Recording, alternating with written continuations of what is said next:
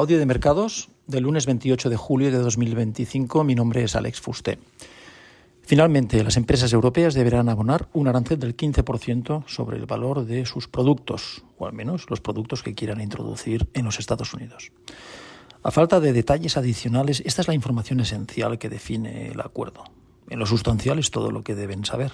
Dicho así, y con la perspectiva del tiempo, tras décadas en las que Estados Unidos se erigía como el país más abierto al comercio y con los aranceles de entrada más bajos del mundo desarrollado, pues cuesta ver en este anuncio algo favorable para la Unión Europea. Pero no es tan simple. Desde otro ángulo, desde el ángulo de lo que podría haber sido, a la luz de las amenazas recientes en los últimos meses, pues ¿qué quieren que les diga? El acuerdo elimina un escenario grave, potencialmente grave. La posibilidad cierta de aranceles al 30% o incluso al 50% si la Unión Europea decidía responder con represalias. Ese camino podía derivar en una espiral de represalias como ya vimos entre Estados Unidos y China, creo que en el segundo trimestre de este mismo año. No quiero ni imaginarme la reacción de los mercados ante tal escenario. Así que mi primera conclusión tras el acuerdo comercial es clara.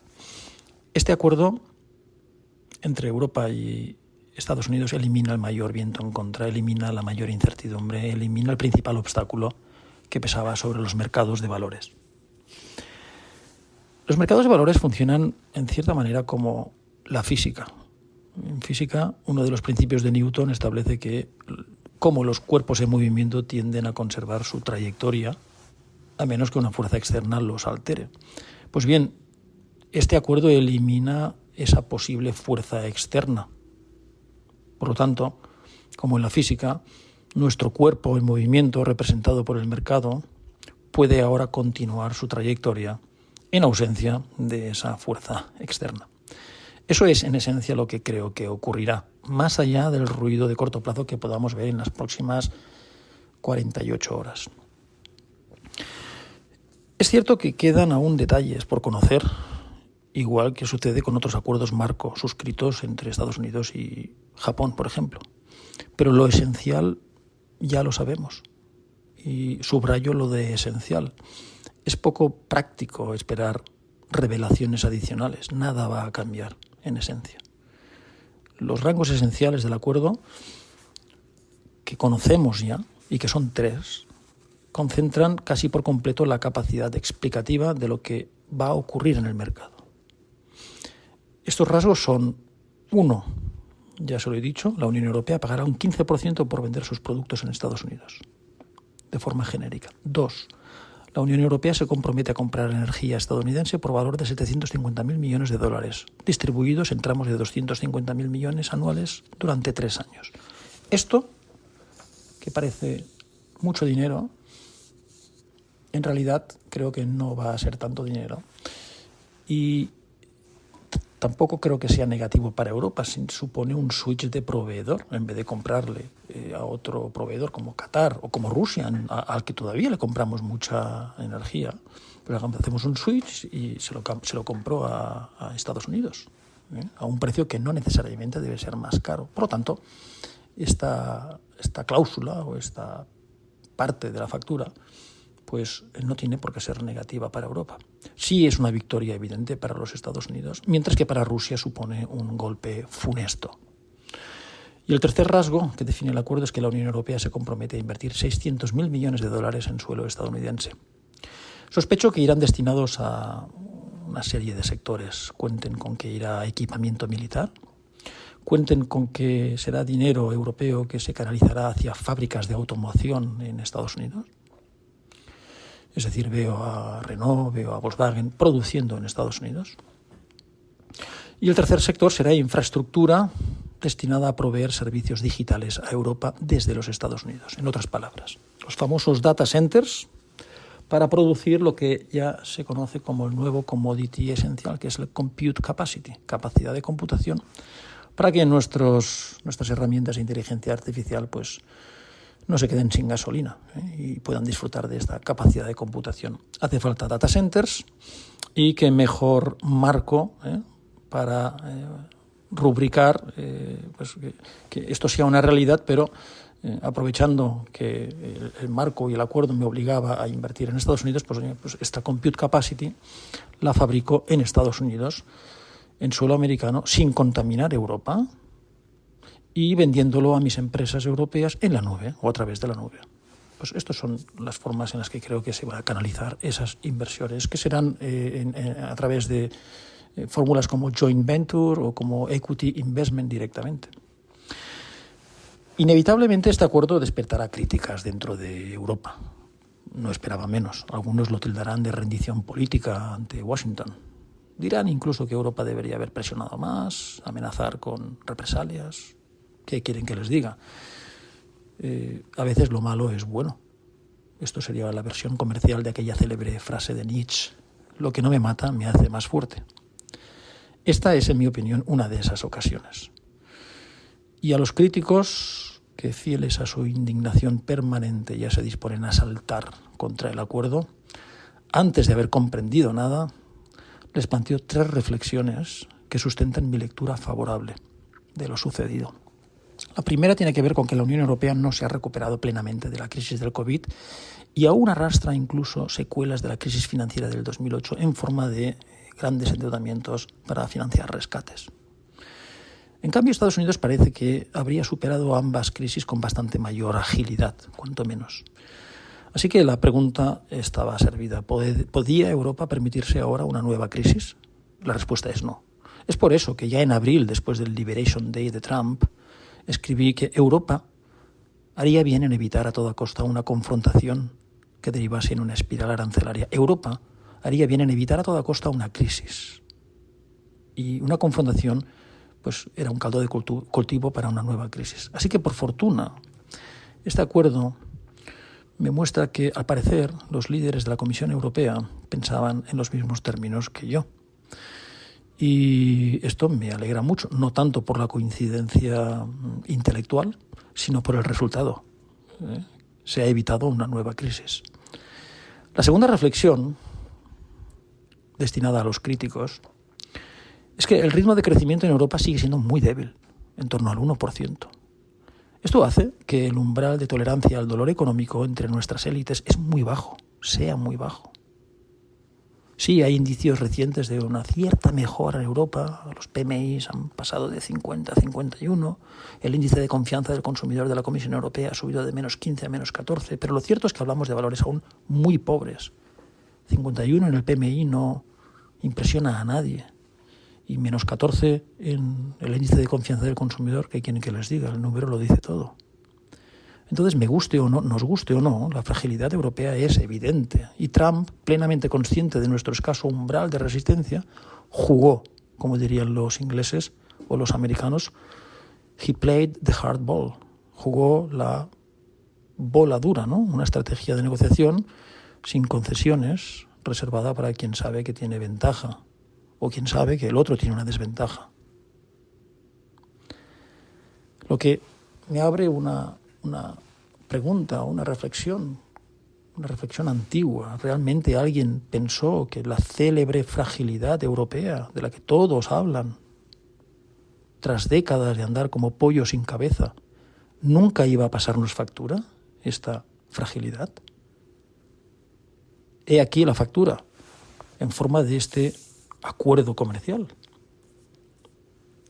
por el cual Trump cobra, Europa firma y los mercados respiran.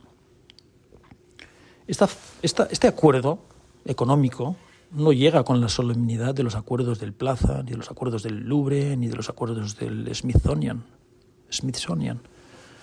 sino en forma de un acuerdo que deberá ser referido en los libros de historia económica como el acuerdo del Club de Golf de Trump, firmado en el hoyo 19, después de que el presidente haya finalizado su recorrido de 18 hoyos, por supuesto.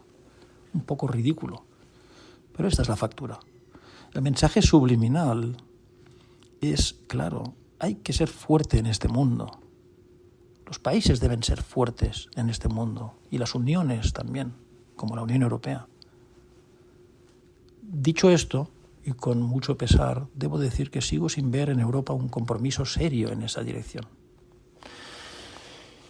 Y la tercera y última reflexión tiene que ver con la idea de que tener una guerra en el corazón de Europa pesa, y pesa mucho, en cualquier mesa de negociación. Nos guste o no, la responsabilidad última de tener una guerra de este calibre en el centro de Europa recae sobre los propios europeos, aunque no faltará quien culpe, como siempre, a los estadounidenses. Toda una costumbre en el viejo continente. Y les diré algo más. A medida que la guerra en Ucrania se prolongue, sospecho que la dependencia europea de Estados Unidos se intensificará, como ya ocurriera en al menos 2 magnas ocasiones anteriores. No hace falta que les recuerde cuáles. Algunos dirán que simplifico, lo siento, pero es que estoy tomando altura para captar la realidad en toda su amplitud. Ya lo dijo Marco Aurelio, ¿no? Elevarse por encima del ruido ayuda a comprender mejor el conjunto. Y no me ruboriza decir que de un tiempo hacia aquí aplico a rajatabla las enseñanzas de este personaje. Así que todos estos factores mencionados, nuestra sensibilidad al shock, nuestro pobre crecimiento, nuestra escasa tolerancia al dolor económico, nuestra fragilidad manifiesta, me refiero a la europea, explican la postura conciliadora reciente de Bruselas, la postura, digamos, desescaladora. Y por tanto, todos estos factores explican el desenlace que hemos visto en Escocia este domingo. Esto es lo que los críticos del acuerdo deberían entender antes de lanzarse a opinar desde una tribuna mal informada. Así que, ya en términos prácticos, personalmente considero el acuerdo como un vaso más que medio lleno. Un arancel del 15% sí es más gravoso que un 2% del que veníamos, pero es incomparablemente mejor que el 30% que nos amenazaba, o 50% que nos amenazaba. Sectores como la automoción, al 15%, ¿qué quieren que les diga? Es mucho más benigno que el 25% que Estados Unidos aplica a México o Canadá en automoción. Y eso que son socios en el Tratado del Libre Comercio, el ex-NAFTA, ¿no? El libre comercio entre México, Estados Unidos y Canadá. A decir verdad, yo esperaba un 25% como mínimo para los automóviles europeos. Así que doy por buenísimo el 15%. Y sospecho que el canciller alemán Friedrich Merz también lo da por bueno, a juzgar por sus comentarios y su entusiasmo tras el acuerdo. Farma, semiconductores también se encuentran dentro de este régimen del 15%. Y después hay una serie de zero for zero tariffs, acuerdo de aranceles al 0% en otros sectores que cabrá estudiar exactamente cuáles son. ¿Queda dañada la competitividad europea? Lejos de lo que muchos puedan pensar, y quizás de forma contraintuitiva, el acuerdo es positivo para Europa. Dejen que me explique. La Unión Europea soportará un arancel más alto que el Reino Unido, que es del 10%, pero comerciará en igualdad de condiciones con Japón, no hay problema, pero disfrutará de unos aranceles muchísimo más bajos respecto a China, cuyos productos enfrentan ahora tarifas conjuntas del 55%. Y como el Reino Unido no es un competidor estratégico, en cambio China sí es un competidor estratégico crítico para Europa, pues esto representa una mejora neta para Bruselas, para Europa, para los europeos, para los exportadores del viejo continente. Dejen que haga un inciso energético y estratégico. Les he dicho antes que el segundo rasgo esencial del acuerdo implicaba que la Unión Europea debía comprar hasta 750.000 millones de dólares en energía norteamericana, distribuidos en tramos de 250.000 por año durante 3 años.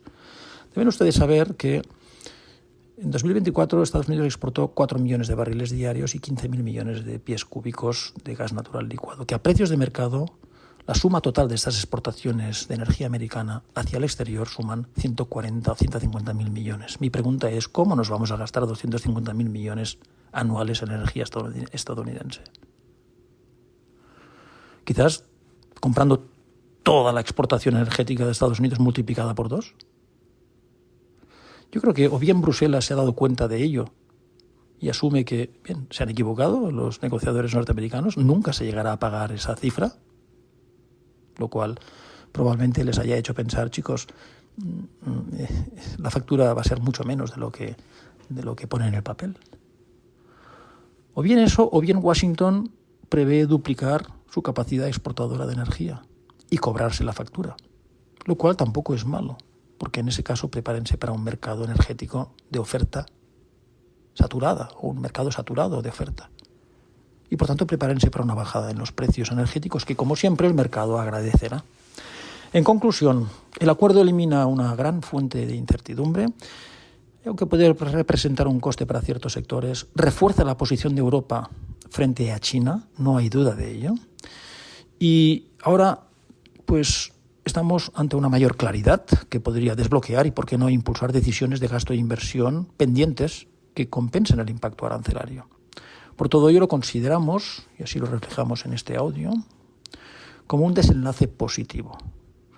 Positivo para la Unión Europea, pero sobre todo para Estados Unidos, en donde la reciente ley presupuestaria, recuerden, el One Big Beautiful Bill Act, el OBA, incorporaba recortes sensibles en áreas como subsidios para seguros médicos individuales en el mercado ACA, lo que amenazaba con aumentar la factura de esos seguros médicos y que millones de personas decidan no renovarlo sin subsidio. Esos precios de los seguros médicos podían subir un 100%. De ahí la fuerte caída en las cotizaciones de las empresas de seguros norteamericanas ante la amenaza de una reducción de miembros o personas que contrataban esos seguros médicos. Normalmente los que potencialmente pueden decidir dar de baja su seguro médico serían gente joven y gente saludable en términos de salud, lo que dejaría con el pool de asegurados pues en gente mayor y por lo tanto más enferma, y el medical loss ratio podría dispararse desde el 80-81% promedio actual hasta algo como el 90%. Y cuando eso sube, el medical loss ratio, que es el porcentaje de la prima cobrada por el seguro que va destinado a gastos reales médicos, cuando eso sube, significa que el gasto sube y por lo tanto el beneficio cae. Por eso cae el sector. Por eso es esencial que esos millones de jóvenes no salgan. Y para ello es esencial que los subsidios se extiendan a partir de diciembre. Bien, con ingresos arancelarios inesperados, Trump podría extender esos subsidios ahora. Si el Congreso lo aprueba, el sector salud, si el Congreso ahora dice, bien, con dinero fresco, ahora podemos extender los subsidios. Si eso ocurre, el sector salud, y concretamente el sector de los seguros médicos, experimentará un salto increíble, una revalorización significativa, que podría ser del 30%, 40%, quizás en una semana, no lo sé. Es por eso que estamos considerando invertir ahora en ese segmento. Para el conjunto del mercado, el resto del mercado, el acuerdo es favorable. Sin la amenaza de una fuerza negativa externa, pues el cuerpo en movimiento, que es este mercado, puede seguir ahora su trayectoria. Esto es todo por mi parte. Muchas gracias y hasta la próxima.